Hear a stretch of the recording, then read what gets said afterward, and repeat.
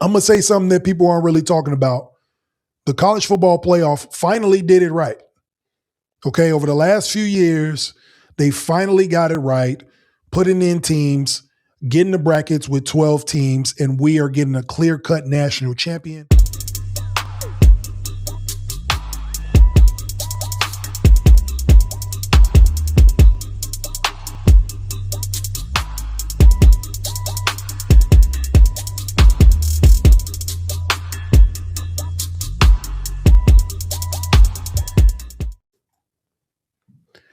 Yo. This week on the X-Factor Sportz Podcast, episode 114, we are in season 10, episode 6 of the X-Factor Sportz Podcast. We got a great show for y'all. We're going to get into the NBA. We got Power Rankings 2.0. That's right, the X-Factor Power Rankings, the second iteration of the season. And I'm going to tell y'all who I got going to the Super Bowl, winners of the NFC and AFC championship. Okay, the X-Factor Sportz Podcast, you can catch us every Wednesday night on YouTube and anywhere that you can listen to podcasts. So that's Spotify, iHeartRadio, Pandora, YouTube Music, Deezer, anywhere that you can listen to podcasts. The X-Factor Sportz Podcast is here. Okay, so let's go ahead and get into the layup lines, get this quick news and tell y'all what we got going on that's going on in the sports world today. Starting with college football. Congratulations, the Indiana Hoosiers winning the national championship, undefeated season, record-breaking 16-0. I think the last time that happened, the team went 16-0 was like in the 1800s, like Yale or somebody won 16 football games. So congrats to these kids. A great accomplishment. Kurt Signetti coming in and in 2 years turning the worst football team in Division I football, FBS, to the best, most dominant season that we've seen in over 100 years. Congrats to them. And I'm going to say something that people aren't really talking about. The college football playoff finally did it right. Okay, over the last few years, they finally got it right, putting in teams, getting the brackets with 12 teams, and we are getting a clear-cut national champion. I don't think there's been any debate over Michigan when they won the national championship 3 years ago, how they dominated. Last year, or 2 years ago, Michigan. Last year with Ohio State, they were the most dominant team wire to wire. They proved it in the college football playoff, took on all comers. Indiana did the same thing. They beat every team in their path. Yes, some of the games were close. Yes, they had to get some game winners, but that's sports, right? Not every game is going to be a blowout. Not every game is going to be easy. But becoming a champion is about being resilient. And I think no other team showed it like Indiana did all season. Congrats to Miami for making it to the national championship game. That kid, Fernando Mendoza, became a legend on Monday night, though. That touchdown drive, leaping into the end zone. It was John Elway in the Super Bowl against Green Bay type stuff, if y'all remember that from our older audience. So congrats to Indiana. College football finally got it right. The 12-team playoff. Now, just don't get greedy and try to get it to 16 games and start getting teams creeping in that don't deserve to be in. I love the way it is now. 12 teams, 4 teams that work hard and earn a bye, get a week off, deserve that. And then we find out who the best team in the country is at the end of it all. I have no problem with the James Madisons getting in, the Tulanes getting in, because they had great seasons too. But when the competition steps up, we find out what these teams are made of. So they can't say they didn't get their shot. And in the end, the best teams over the last 3 seasons have won. So congrats to college football. Congrats to Indiana. All right. In Major League Baseball, yesterday, they announced 2 guys getting into the Hall of Fame, guys that I grew up watching, Carlos Beltran and Andruw Jones. Carlos Beltran played all over. I remember him playing for the Yankees back in the day with Johnny Damon in the outfield the Royals back in the day. I said Yankees. The Royals back in the day, even though he did play for the Yankees, I remember him first with the Royals with Johnny Damon in that outfield, Jermaine Dye, before the Royals start giving away all the outfielders. All right, Andruw Jones, I remember him with the Atlanta Braves. He's an Atlanta Brave Hall of Famer already. So congrats to both of these guys making it in to the 2026 Hall of Fame. Carlos Beltran, one of 4 players in Major League Baseball with 27,000 hits, 400 home runs, 300 stolen bases. Of all the years we've had baseball, of all the guys that have played Major League, he's one of 4 players to do it, deserves to be in the Hall of Fame. And then Andruw Jones got in. This is his 9th year of eligibility. Carlos Beltran was on his 4th. I think they made Carlos Beltran or Andruw Jones wait. He had that little domestic thing back in 2012. It's not a little thing, but he had that domestic violence allegations back in 2012. Again, these Hall of Fame things are public perception as well. It ain't just what you do on the field or on the court. It's also media, public perception. If you're liked, a lot of that kind of bakes into it. They finally let him in.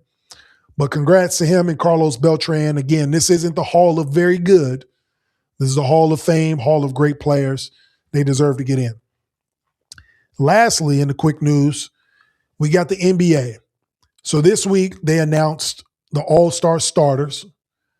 As you guys saw, unfortunately, LeBron James, his streak ended 21, 22 straight years of being an All-Star starter. Again, he missed like the first 20-some games, didn't have enough votes. But again, something people ain't going to talk about, but I will. I do not like how they do the voting in the NBA All-Star game. Okay? The way they do it now is positionless. And it's ruining these players' legacies. Because think about it. The way they used to do it, when they used to have starters based off position, and the voters, whoever has the most votes at point guard is the starting point guard. Shooting guard, power forward, small forward, center.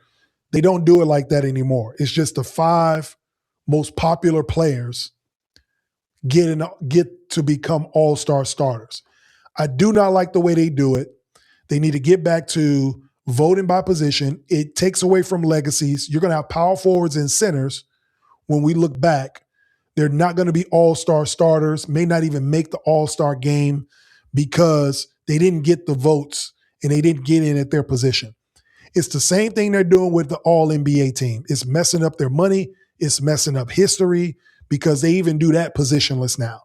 So you got centers that are actually good players, a Jalen Duren from Detroit, who would probably be an all-star, who'd probably be an all-NBA guy, probably won't get voted in to be all-NBA because it's positionless. I think the collective bargaining agreement and the players agreed to this are ruining their own legacies. It doesn't get talked about. I think they should go back to the way it was. The NBA basketball is based on positions.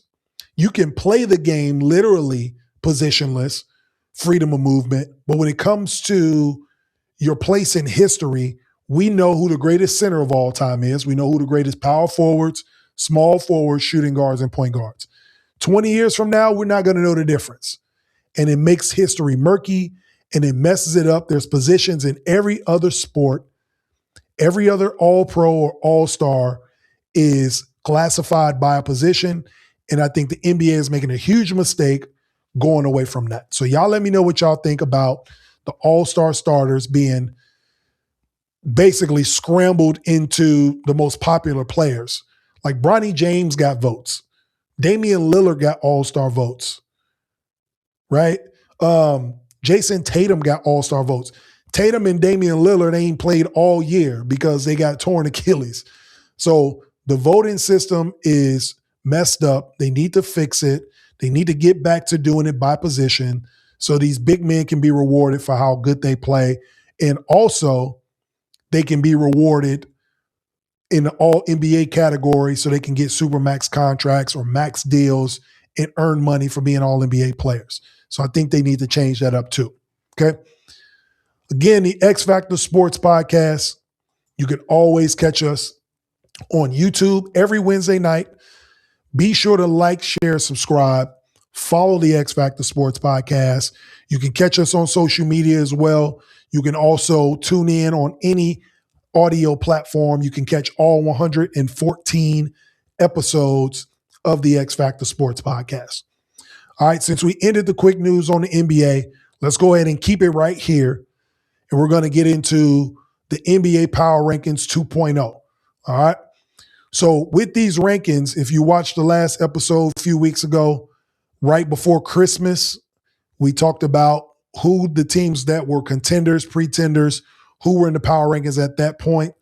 If you're looking at this screen right now, for my viewers that are watching on YouTube, you'll see we have where the current top 10 teams are and kind of where they've moved up and down from the last power ranking 1.0. But we're going to go ahead and dive into this starting at number 1 and tell you why we have these teams placed where they are. At number 1, of course, the OKC Thunder. They have not moved from their spot, and they probably won't move anytime soon. Again, just the most well-rounded team in the NBA, top to bottom. Players get hurt, players step in, they keep the train moving. A couple weeks ago, or actually last week, I think, they finally beat the San Antonio Spurs with Wemby. They figured out a way to beat them. That's going to be an interesting series if they play each other or meet in the playoffs. But the OKC Thunder are the best team in basketball. That's why they're number 1. Elite defense, championship level resilience. You know, they've overcome injuries. They need some more help on the boards. I know they're kind of chomping at the bit for Isaiah Hartenstein to get back, but they still find ways to win games. They can win games ugly. They can win games close. They can blow you out. They have the swagger of a team that's won a championship and is looking to repeat. I told y'all this when the season started. Shai Gilgeous-Alexander reminds me of what Steph Curry was like in 2016. Like, they still play with a chip on their shoulder, like they didn't win a championship. Almost like people don't believe that they should have won last year, like it was a fluke. They come out and try to dominate every night. They look great. And even with players getting hurt, they still find ways to win. They're well coached, well balanced. That's why they're the number 1 team. At number 2, the Detroit Pistons. As you can see, they've moved up in the power rankings. The defense, the hard-nosed playing Detroit-style basketball, it travels. Nobody wants to play against these guys. The defense is elite. I alluded to Jalen Duren. He should be an all-star this year. It's kind of messed up that he won't be an all-star starter at center, but I'm sure coaches will get him in the game. They dominate in the paint. They control the glass. Like, they do all the little dirty, grimy things you need to do to win basketball games, and they get good leadership from Cade Cunningham. This team is done rebuilding. I think this is a team that you could see get to a conference final the way they are playing basketball. All right. So Detroit is at number 2. Number 3, again, there's still some championship DNA in this team, the Boston Celtics, even though they've lost the core guys. Tatum's hurt. Jaylen Brown has been riding this ship. And congratulations to Jaylen Brown being an all-star starter for the first time. Much deserved. And he's keeping his team afloat. As you can see, they moved up in the power rankings as well. And it's because of his play and everybody chipping in when they need to. So shout out to them. The shooting, the depth, they got everything they need, the experience. All right. They don't force a lot of turnovers, but what they don't get in turnovers, they get in possessions. So they bring the ball up and down the court. They try to beat you at the possession game, and they try to overpower you with their shooting. And that's what they've been doing. San Antonio Spurs at number 4. Again, the Spurs also moved up 4 spots. I had them at number 8. But since then, they've shown that they can consistently contend with the top teams in the NBA. Even though they lost the 1 game to OKC, they're contending and beating everybody else. Even with Wemby on a minutes restriction, he still comes out and he's the most efficient, effective big man in the league. And they just have a formula for winning. They found it out. They're young, but they play like they are a team that's ready to make a move in the playoffs, make a deep run. And I like that they're learning how to win. They still have Greg Popovich DNA floating around in that building. And so I got the Spurs at number 4. At number 5, the Denver Nuggets. Now, again, the Nuggets, they've slipped a little bit, and for rightfully so. You would assume that would happen losing Nikola Jokic, but they're still finding ways to win games. They deserve credit for surviving without Jokic, but they're on thin ice. Again, a couple weeks ago, I did my contenders and pretenders. I couldn't have them as contenders with Jokic being out. Like, realistically, they just won't be good enough to beat the top teams when it comes to the playoffs. Until Jokic gets back, I don't see them as contenders, but they've been playing some good basketball. They miss him, obviously. They miss the paint presence, the IQ, the clutch, the shooting, the rebounding, like everything he brings to the table, a walking triple-double, a coach on the floor. But they're figuring it out, still trying to find ways to win games, so I got them at number 5. At number 6, the Minnesota Timberwolves. As you can see, they're on the rise. Anthony Edwards was out a few days for the toe injury, but he came back.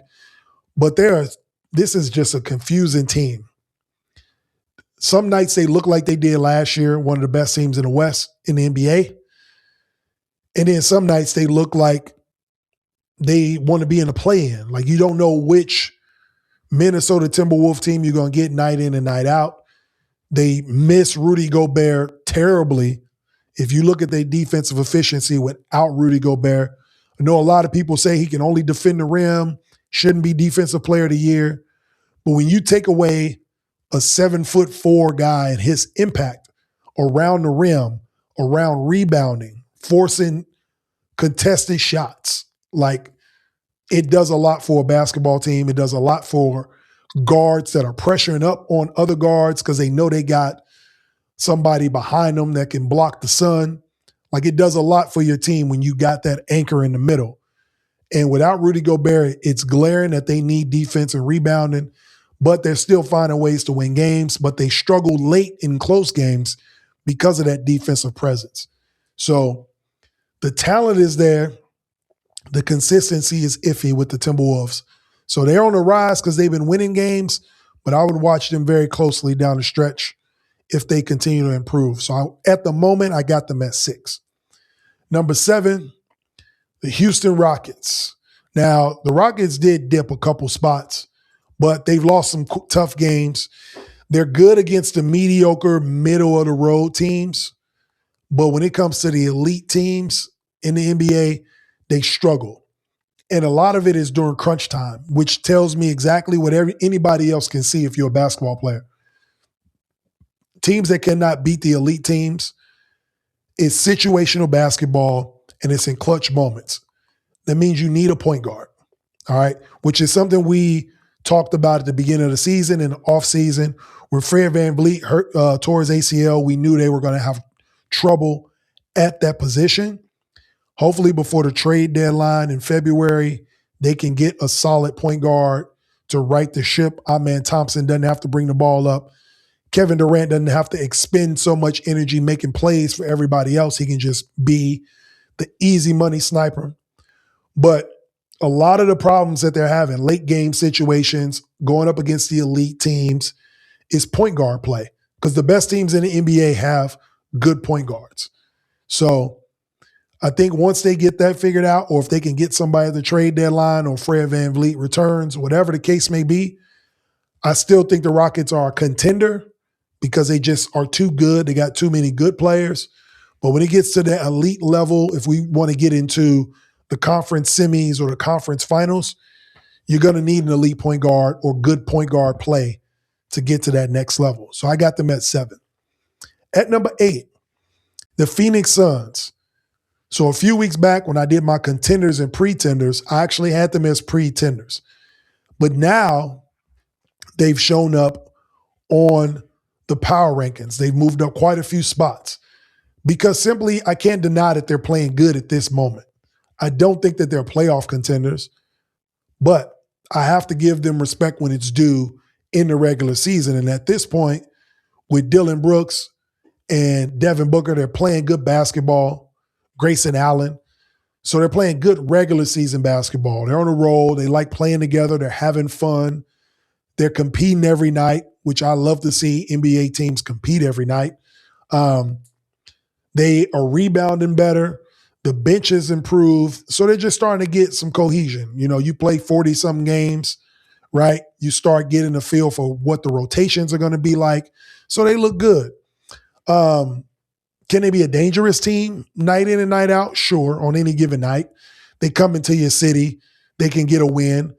Do I trust them to beat a team 4 times in a playoff series? No. So I got them at number 8. They move into the power rankings because of what they've done over the last month in the regular season. Do I trust it long term? That we'll wait to see. At number 9, the New York Knicks. Now, the Knicks have dropped a little bit. They've had some upsetting losses. They got smacked by Cooper Flagg and the Dallas Mavericks on Monday night. It looked like they couldn't miss a shot. Max Christie went crazy in the first half of that game. I think he set a career high 6-7 threes in the first half. They played some good basketball. So much so, the Knicks had to have a players-only meeting. Jalen Brunson put a players-only meeting together yesterday. So they're sliding a little bit. The defense has slipped tremendously from when they had Tibbs last season. Mike Brown is known to be a defensive coach. So there's pros and cons to the way they playing. I love that the bench is getting more minutes.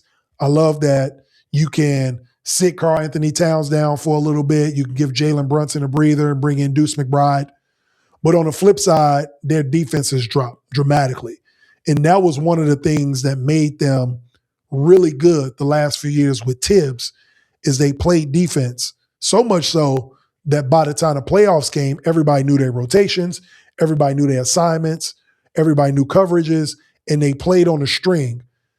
The way this defense looks now, it's like they're trying to outscore everybody. And if they're not making shots, they get blown out. And so for that reason, I had them drop a couple of spots to number 9. At number 10, another team that was not in the power rankings over Christmas, and they've made their way into the power rankings, the Cleveland Cavaliers.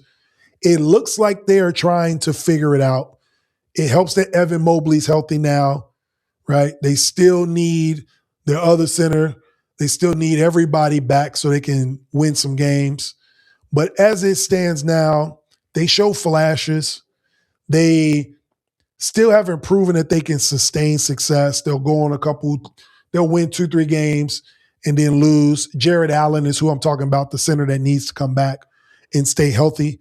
When they got rim protection and defense, and then you got those 2 towers behind you, again, defensive anchors, now your guards can go out and play some ball. So they need that to happen. They got some big wins, some confusing losses. They kind of remind me of the Timberwolves, the way they play. Real Jekyll and Hyde, and they need their bigs to play some defense. They don't look as good as they looked last year. They're the Minnesota Timberwolves of the Eastern Conference to me. Kind of disappointing start, first half of the year. Donovan Mitchell, Darius Garland, they need to figure it out. But I think they will. But they have been winning as of late. They got some big wins, so that's what put them at number 10. All right. So that's the power rankings. Y'all comment below. Let me know what you think. We got the OKC Thunder at number 1, the Pistons at 2 with their tough defense and leadership by Cade Cunningham. He is coming into his own, becoming a perennial all-star. At number 3, the Boston Celtics. They're making a quick surge now that they're starting to win the possession battle and make shots. At number 4, the San Antonio Spurs. Young team, learning how to win. Wemby can stay consistently healthy. They trust him to lead them all the way. At number 4, Denver takes a dip that nobody's surprised about with Jokic being out, but they're still fighting. At number 6, Minnesota Timberwolves. They're on a climb. They need Rudy Gobert back to define that back line defense. At number 7, we got the Houston Rockets losing close, tight games to the top-tier teams in clutch moments. They're in desperate need of a true point guard. At number 8, this is a fun team, Phoenix Suns. Again, playing great with Dylan Brooks, getting the chemistry down, but I don't trust them against the top teams or when it comes to playoff time. At number 9, the Knicks. Again, they need to get everything together on the defensive side. They look a lot different than they did last year on that end, and they're trying to just outscore people instead of lock people down. And at number 10, The Cavaliers, they make the top 10 because they've won some big games as of late, but they need to get it figured out and get some consistency. All right. Appreciate y'all for tuning in to the X-Factor Sports Podcast every Wednesday night on YouTube. Catch all 114 episodes. Sit down, binge watch them, binge watch a season. We got 10 of them now. We're halfway through this season. And anywhere you listen to podcasts, you can always catch the X-Factor Sports Podcast. So be sure to tap in there too. All right. Let's switch to this. The NFL playoffs. Okay. We have conference championship weekend coming at you. So we're going to talk about who we got winning the NFC, AFC championship. And we're going to start over in the AFC. But we're going to touch on the divisional round, the teams that lost, how they lost, and what they're going to do in these games coming up this weekend. So the Broncos beat the Buffalo Bills. All right, close game. They lose Bo Nix in this game, though, and he's out for the rest of the season. So Jarrett Stidham will start in the AFC Championship game against his former team, the New England Patriots in Denver. But that divisional round game might have been Josh Allen's worst playoff game he's played since probably his second or third year in the league. A lot of turnovers, a lot of miscommunication. Real careless with the football, like he's running with the ball, just hanging out and got slapped out. You can't do that against elite defense. You give them too many opportunities, they will win games. And so Buffalo loses the game. Denver moves on to the AFC Championship against a New England Patriot team who went toe-to-toe with arguably the best defense in football. Obviously, like we talked about last week, I did not trust C.J. Stroud, and he made me look like a prophet with all those turnovers. You can't turn the ball over against the good teams. They will make you pay. Now, Drake May didn't have the best game, but he played well enough to win in those conditions, and his defense helped him out. That was a total team win. New England played good football. They didn't capitalize as much on the turnovers as I thought they would. But Drake May made some great throws when he needed to. Stephon Diggs had an amazing catch in the end zone in traffic, all hands. Butte caught a one-handed pass from about 30 yards out, incredible touchdowns. So Drake May made the plays he needed to make in order to win, but he's got to limit his mistakes as well, going up against another opportunistic defense on the road to get to a Super Bowl. Okay? So in this matchup, with Jarrett Stidham out, it's really hard for me to pick the Denver Broncos to overcome what the New England Patriots bring to the table. They're a complete team. Offense, defense, special teams, they're disciplined, right? We talked about New England last week. We talked about what Drake May needs to do in order to win games. I don't think Drake May plays out of his body. I don't think he plays out of his mind. He does exactly what he needs to do to win football games. Whatever he's asked to do, he plays in situational football. He, for the most part, takes care of the football, and he's pretty accurate. So in this game, I don't think it's going to be a high-scoring game, but give me New England winning this game in Denver. I don't trust the backup quarterback that has not played all season in the biggest game of his life. That's just me. Call it common sense.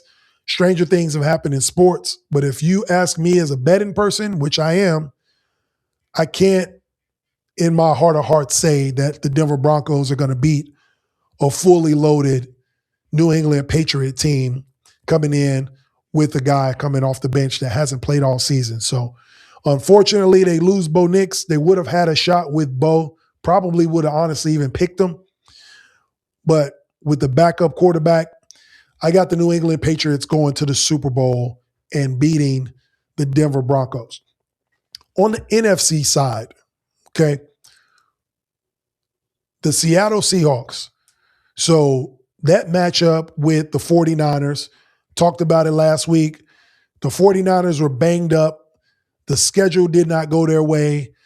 Lose George Kittle. They got to go from the East Coast to the West Coast, play the most complete team in the NFL and the Seattle Seahawks. And then later in the week, they start talking about Sam Darnold having this oblique strain or oblique injury. And I'm thinking, how the hell do you get an oblique strain as a quarterback in practice? Nobody touches you. You wear the red jersey.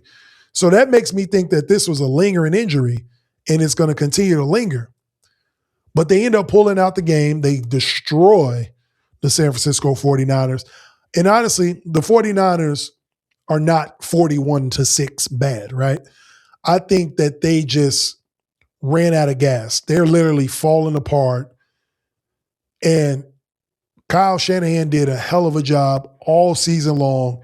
He had players injured and beat up in every aspect of his team, every level of his team, and they still found a way to literally drag themselves to a divisional round playoff game. They just played against arguably the best team in football at home. So it was a tough go. They couldn't get anything going. It's the same defense that held them to 3 points in week 18 that we alluded to. Now they only get 6 points, but they give up 41. Defense was just out of gas. They're in their 19th game of the season with backups and injured players. They just didn't have enough playing against a rested number 1 seed. So Seattle gets to the NFC Championship. And they get to play against another NFC West team, the LA Rams. The Rams go into Chicago, and they played a great football game. Look, as a Bears fan, we had opportunities to win that game, regardless of the turnovers, regardless of missing on 3rd and 1 multiple times, not converting on 4th downs, field goals we should have went for in hindsight, sure. We still got it to overtime, and we got stops, and we got a stop. So we got the ball with a chance to still go down and win the game, even after all those mistakes. But the LA Rams found a way to win. So props to them. They did not drop any passes. They had 0 penalties and 0 turnovers, right? The Bears dropped multiple passes. The Bears had multiple turnovers, multiple penalties. There's no such thing as a perfect game in any sport. But in those conditions, the LA Rams played the most perfect game you could ask them to play. For a team that plays in a dome on the West Coast to come in there and not turn the ball over, not drop any passes, and not commit any penalties is impressive to me. They deserve to win that game. Congratulations to them. And because of that, I feel like they have some momentum that other teams that are left in the playoffs do not have. They overcame so much adversity going into Chicago against a team that was hot, magical, whatever you want to call the Bears for having this great season. The Rams came in there and played almost as perfect game in that weather that you could play. And they came out victorious, right? Even pushing it to overtime, even with Caleb Williams with this miraculous throw. The dude sprinted back 26 yards behind the line of scrimmage and threw another incredible touchdown pass to Cole Kmet. And Matthew Stafford and the Rams overcame all of that and still won the game. And because of that, I have them going into Seattle and beating the Seattle Seahawks and getting to a Super Bowl against the New England Patriots. When you overcome that type of adversity and you're that resilient in a game of that magnitude, you got to show respect for them going into this next game. They got to feel like they can beat anybody at this point. And if Sam Darnold has the injury that they're continuing to say he has, they got to mark this questionable today with this oblique. I do respect Seattle's defense. They are the most complete team. But I feel like the pressure that's going to be on Sam Darnold, he's at a level that he's never been at. I'm not doubting him. But if I had to choose who I think wins this game, it has to be Matt Stafford and Sean McVay against this young coach and Sam Darnold not being in this situation before. Since Matthew Stafford has been with Sean McVay, every playoff run they've had to go on the road. They've been a wild card team. And they go out and win these games. They go out and play hard in any conditions. Last year, they almost beat the Eagles in Philly in the snow. It came down to the final drive. Like the resiliency that they play with and the mistake-free football that the veteran Matt Stafford plays with, playing against a familiar team in Seattle, in a familiar place, overcoming what they just overcame last week, I got to go with the LA Rams getting to the Super Bowl. So that's who I got. I got the LA Rams and the New England Patriots for the third time, I believe, in NFL history and Super Bowl history. Rams versus Patriots, round 3 is what I got going to the Super Bowl. Hopefully it isn't as boring as the Brady-Jared Goff Super Bowl was years ago. We had people over our house watching that game, and by halftime, people were outside having a bonfire. So hopefully it ain't as boring as that Super Bowl was, 13-3. But give me the Rams and the Patriots winning the NFC and AFC championship and getting to the Super Bowl. All right. Again, the X-Factor Sportz Podcast. You can catch us on YouTube every Wednesday night. Be sure to like, share, subscribe. Follow the X-Factor Sportz Podcast on YouTube. Follow us on social media, TikTok, Instagram, YouTube, X, Threads. We're everywhere. We always got good content behind the scenes. We got clips, reels from all the episodes. So be sure to check us out and anywhere that you listen to podcasts. Okay? Before we get up out of here, you know we got to hit y'all with that 2-minute warning. Okay? And so this week, we're going to talk about being your biggest fan. And what I mean by that is, why not root for yourself with anything you have going on? Okay? Nobody else is going to root for you. So why volunteer to sit in the crowd and boo yourself like everybody else is going to be booing you? If you guys ever seen that meme or that image where it shows the person that's by himself in the crowd or in the audience with nobody around him, and it says, and the caption is like, this is the guy that, this is when the grind is happening. He's by himself. And then the congratulations, everybody is around. That is as true of a statement as you could ever imagine, right? Nobody's ever around you when you got to grind or when the hard work comes in or when you got to stay up late, when you got to put in extra effort, when you got to work hard to provide for family. But everybody comes around when you start winning, okay? So why not be your own biggest fan? It's your success.